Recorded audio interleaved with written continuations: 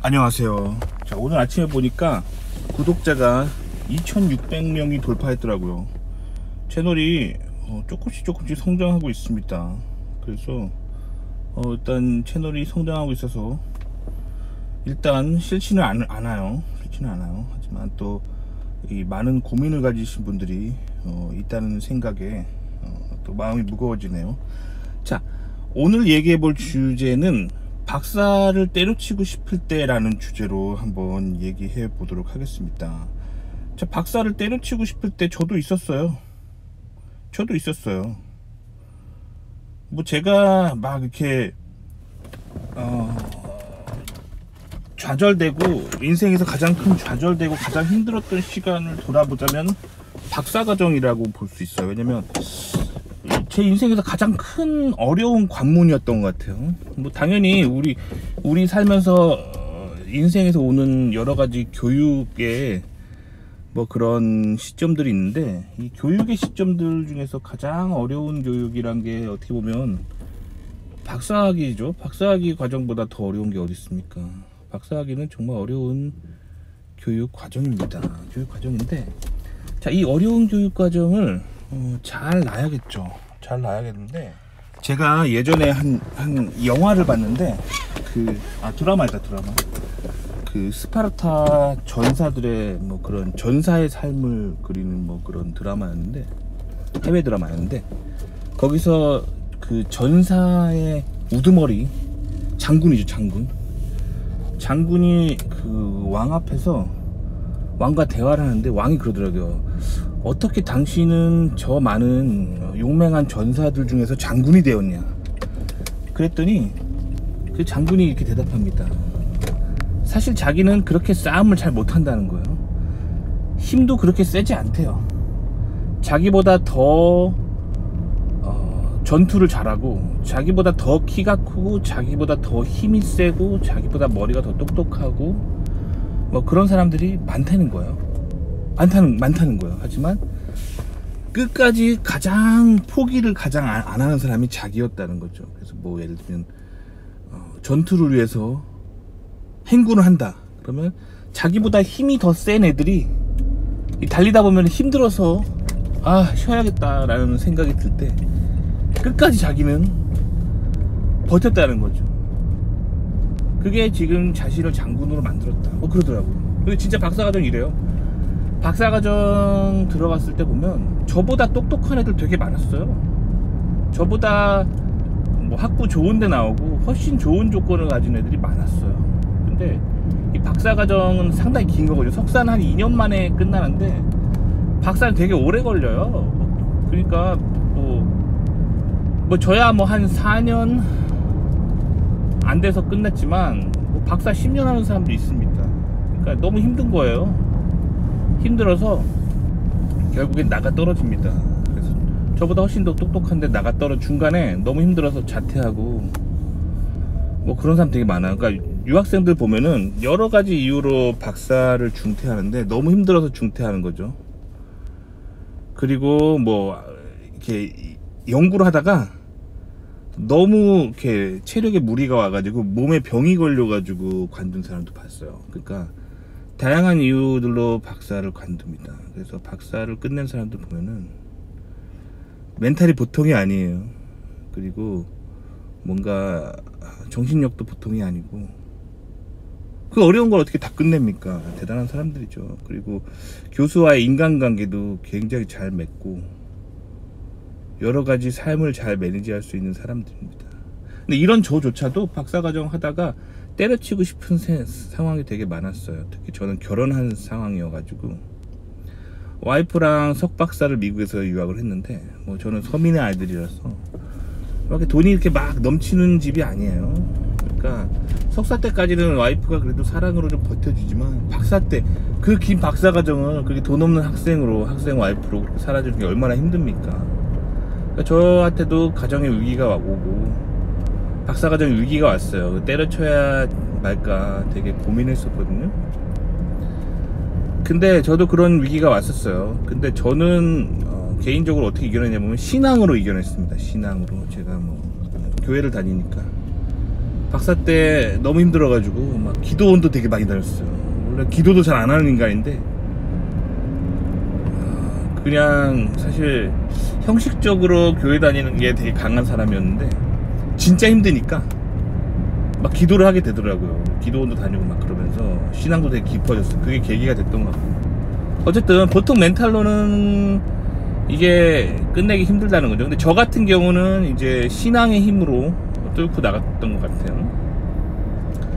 근데 다른 사람들은 이제 굉장히 어려운 고비들이 있어요. 다른 사람들도. 근데 한 번은 제가 박사과정 때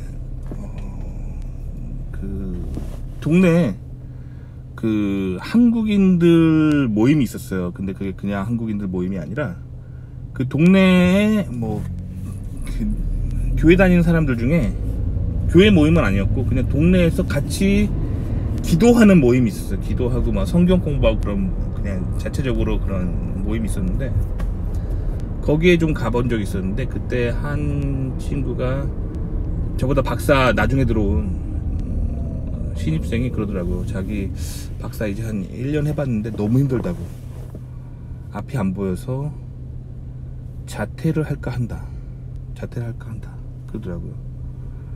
그때 주변에 저를 비롯해서 그 성역공부 모임에 있던 다른 한인 형님들이 다 뜯어 말겼어요.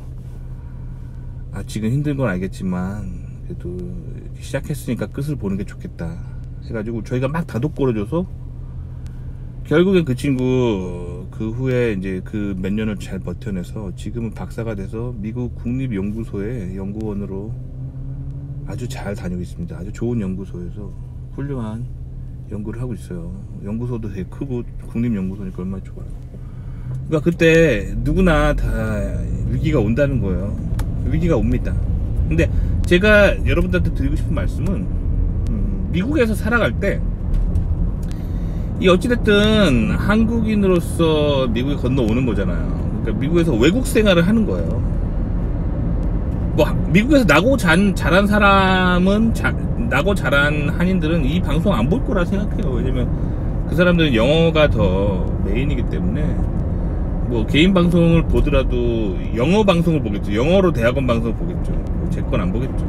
그래서 제가 예상했을 때 제 채널을 보는 사람들은 대부분 이제 한국에서 이제 미국 유학 가려고 하는 사람들을 타겟으로 하고 있어요. 근데 생각해보세요. 자, 한국에서 나고 자랐어요. 그리고 나이 들어서 이제 미국에 건너가려고 합니다. 그러니까 미국에서 어떻게 보면 외국 생활을 하는 거예요. 자, 근데 생각해보세요.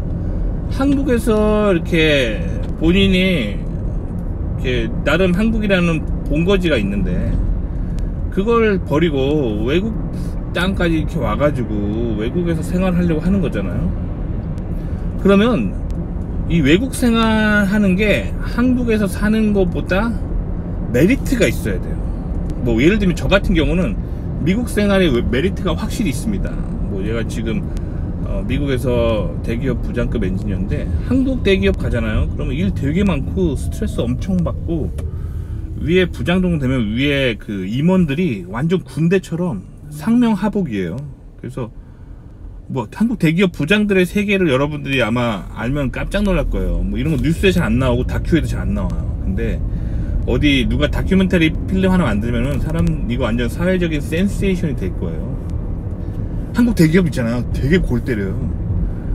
사장들이 아직도 이게 아주 구시대적인 마인드를 가지고 있어가지고 군기를 잘 잡아야 된다는 마인드로 회사를 굴려요. 그래서 주말에 좀 뭐 이렇게 뭐 임원들 좀 편하게 쉬면 될 텐데 편하게 쉬면은 해이해진다는 생각을 가지고 있어요. 그래서 사장들이 토요일 일요일날 막 밑에 뭐 전무나 상무 뭐 그리고 부장 중에서도 임원 달려고 하는 사람들 있잖아요. 좀 소위 말하는 이제 싹이 보이는 사람들, 그런 사람들 군기 잡아요. 그래서 어떻게 하냐면 토요일이나 일요일날 등산 간다고 쫙 이메일 뿌려요, 사장이.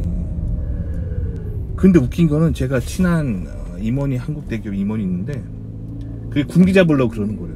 그래가지고 토요일날 뭐 이렇게 어디 등산 가자 딱 했어요. 뭐 한 2-3주 전부터 사장이 딱 이렇게 나를 딱 잡아놔요. 그럼 그날 비가 와요. 그럼 취소해야 돼. 상식적으로 비가 오면 취소해야 되잖아요. 등산 가는데 비가 와요. 그럼 취소해야 되잖아요. 근데 그 전날 사장한테 메일이 온답니다. 우리 강행군 한다. 뭐 이런 군기 잡는 뭐 무슨 군대 행군도 아니고 거의 이런 개념이기 때문에 한국에서는 진짜 정신이 피폐해집니다. 회사 생활하면 되게 위로 높이 올라갈수록 스트레스와 그 엄청난 그런 게 있어요. 근데 미국은 일만 잘하면 됩니다. 미국은 오로지 일이에요. 성과. 본인이 맡은 프로젝트가 그렇게 대박쳐서 시장에 내놨는데 잘 팔렸다. 그래서 잘 나가는 제품이 됐다. 그러면 승진, 그러면 보너스. 근데 이게 잘 안 됐다. 그럼 뭐 보너스 없고, 심각하면 회사 나가야 되고. 그냥 아주 심플합니다. 일만 잘하면 돼요. 뭐 군기 그런 거 없어. 그러니까 미국에서 굉장히 연구에만 집중할 수 있다는 거. 근데 그러면서도 또 야근도 없고 주말 근무도 없고 또 이렇게 일도 널널해요. 원천 기술을 가지고 있으니까 그런 거죠. 그러니까 미국에 있으면 이렇게 여러 가지 메리트가 있습니다. 근데 여러분들도 마찬가지예요. 미국에서 사실 하고 미국에서 살려고 하고 그러면 한국에서 사는 거 대비 뭔가 메리트가 있어야 되니까 메리트 있는 삶. 뭐 저는 뭐 한국 대기업보다 연봉도 많이 받아요. 그러니까 저는 메리트가 있습니다. 일적으로 메리트가 확실히 있어요. 그렇기 때문에 저도 한국에서 난 사람이라서 한국 어렸을 때 친구들 그립고요. 저 서울 출신이거든요. 서울에서 살면서 재밌는 게 뭐냐면 주말에 막 강남 같은 데 가서 영화 보고 옷 사고 강남에 좀 맛있는 식당 가서 음식 먹고 뭐 홍대도 좀 놀러 가고 신천도 좀 놀러 가고 이게 사실 재밌거든요. 서울 살면 삶의 즐거움이고 또 한국 살면 또 가끔 드라이브해서 뭐 강원도나 이렇게 뭐 제주도나 이렇게 놀러 가고 재밌는 삶이 있잖아요. 나름 그걸 다 포기하고 미국에 살 만큼 미국에서의 메리트가 큰 거죠. 그러니까 즉 메리트가 있어야 돼. 한국에서 살았던 시절보다 메리트가 있어야 미국에 있는단 말이에요. 근데 이 미국이라는 사회는 자본주의의 끝판왕이기 때문에 자본주의의 속성은 뭐냐면 부익부 빈익빈이잖아요. 이게 대기업 세계에서도 적용됩니다. 그러니까 직급이 높고 많이 배운 사람일수록 대우가 훨씬 좋아요. 한국보다. 그러니까 한국의 박사 대기업 대우보다 미국의 박사 대기업 대우가 훨씬 좋다는 거죠. 부익부 빈익빈입니다. 반면에 한국의 고졸이나 미국의 고졸이나 이거 뭐 큰 메리트가 없잖아요. 그러니까 자본주의는 기본적으로 부익부 빈익빈입니다. 그러니까 뭔가 좋은 조건을 가진 사람이 더 좋은 대접을 받는 게 자본주의 속성이거든요. 그러니까 미국이 훨씬 더 자본주의가 더 발달한 나라이기 때문에 이렇게 뭐 대기업 다니고 박사하고 이런 사람들에 대한 대우가 훨씬 좋은 거예요. 자, 그렇기 때문에 그냥 학부 정도만 마치고 미국 유학 오잖아요. 미국 이민 오잖아요. 그러면 미국의 학부 출신이랑 한국 학부 출신이랑 그 사람들이 별 메리트에 큰 차이가 없어요.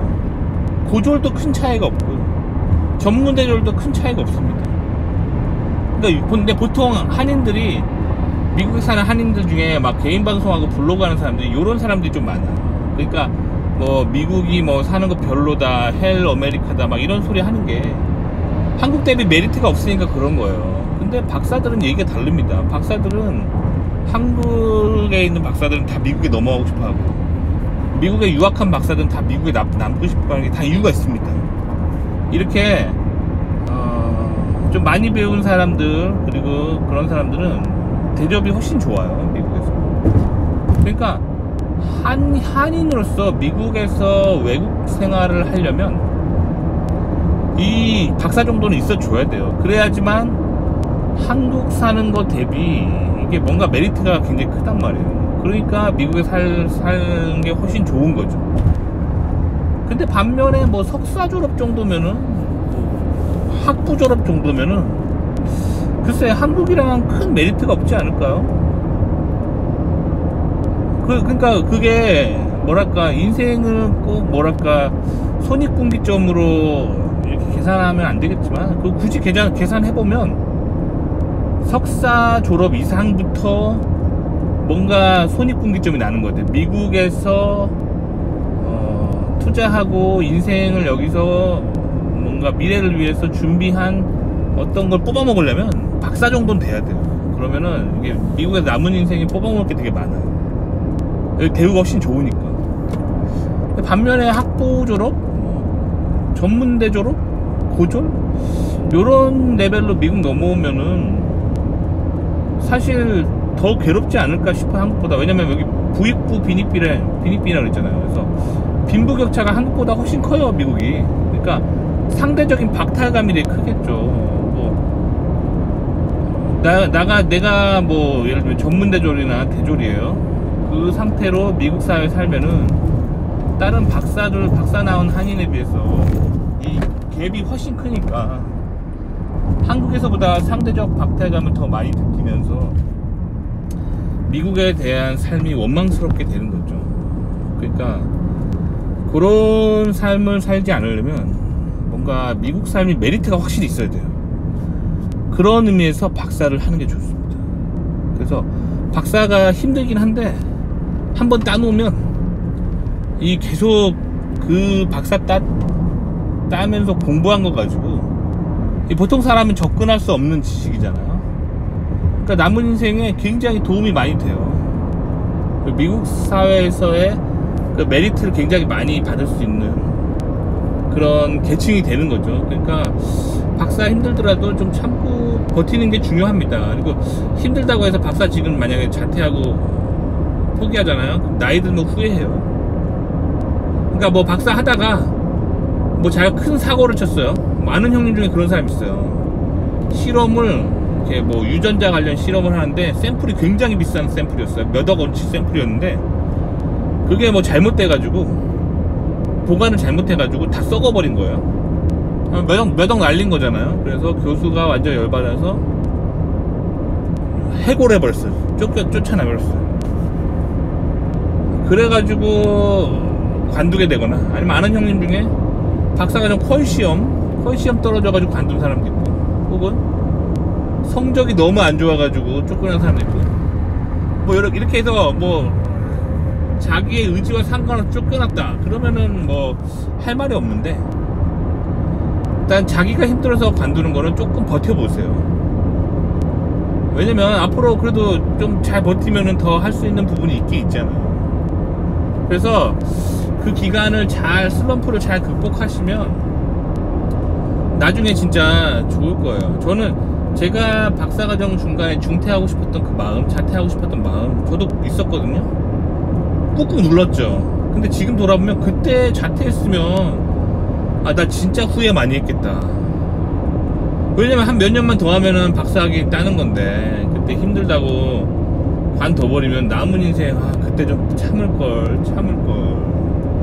이런 후회를 했겠죠. 왜냐면 지금 삶이 굉장히 좋거든요. 굉장히 좋은 회사에서 좋은 연봉 받으면서 굉장히 세계를 선도하는 연구를 할 수 있는 이런 기회가 있는데, 이거를 박사학위가 없었으면은 이 기회를 꿰차기가 되게 힘들었겠죠. 그러니까 힘드셔도 잘 버티셔야 돼요. 잘 버티셔야 되고, 그리고 제가 박사과정에 여러분들한테 한 가지 조언을 드리자면, 제가 석사 때 지도교수는, 저는 석사를 미국에서 하고 박사도 미국에서 했는데 다른 연구실에서 했어요. 다른 학교에서. 근데 석사 때 제 지도교수는 그 랩을 보면 박사들을 빨리 놔주질 않았어요. 뭐 박사 과정 들어오면은 막 5년 6년 정도는 됐고 있더라고요. 왜 그런가 봤더니 본인이 너무 힘들게 살아가지고, 그 사람도 외국인 출신이었거든. 너무 힘들게 살아가지고 자기 마음에 그런 쓴뿌리가 있는, 쓴뿌리. 박사 쉽게 놔주면 안 돼. 그래서 제가 그때 느낀 건 뭐냐면, 박사를 좀 쉽게 딴 사람한테 그 밑으로 들어가야겠다. 자기가 쉽게 땄으니까 쉽게 주겠지. 그게 제 전략이었어요. 그래서 저는 박사 지도교수는 반드시 박사를 빨리 끝내고, 그리고 매우 여유롭게 살았던 사람들을 찾아보고 그런 교수 밑으로 들어가자. 이게 제가 지향했던 목표였어요. 그래서 저는 그렇게 막 자꾸 찾다 보니까 미국에서 나고 자란 백인 지도교수가 눈에 들어오더라고요. 왜냐면 외국인 생활을 안 했기 때문에 이 인생에 쓴뿌리가 별로 없습니다. 여기가 미국이 자기네 나라인데 뭐 힘든 게 뭐 있습니까? 외국인은 근데 되게 힘들잖아. 외국인들은 문화 적응해야 되지, 언어 적응해야 되지, 너무 힘드니까 저는 외국인 출신 밑에는 가지 말자라는 주의가 있었어요. 한국도 그러잖아. 외노자라고 해서 밑에 들어가면 얼마나 힘들겠어요, 그렇죠? 그러니까 미국 내국인 그리고 백인 밑으로 들어가자. 아무래도 미국의 그 주류가 되는 인종이기 때문에 뭔가 좀 마음의 여유가 있고 뭔가 좀 미국에 대해서 많이 알고 뭐 그럴 거라고 생각했어요. 그리고 저희 지도교수도 박사를 한 3년 9개월 만에 끝냈더라고요. 보니까 저희 지도교수도 보니까 석사 한 1년 9개월 만에 끝내고, 왜냐면 미국은 8월 입학 5월 졸업이니까 석사를 한 1년 9개월 만에 끝내고 박사를 한 3년 9개월 만에 끝냈더라고요. 그래서 그 밑에 들어갔어요. 그랬더니 아니나 다를까 저도 박사를 3년 9개월 만에 끝냈습니다. 아시겠죠? 왜 교수가 3년 9개월 만에 저를 놔줬을까요? 자기도 3년 9개월 만에 박사를 끝냈기 때문에 그 정도 했으면 할 만큼 했다라는 마음의 기준이 있는 거예요. 자, 그래서 사람은 자기 쓴뿌리가 없는 사람이 좋은 거예요.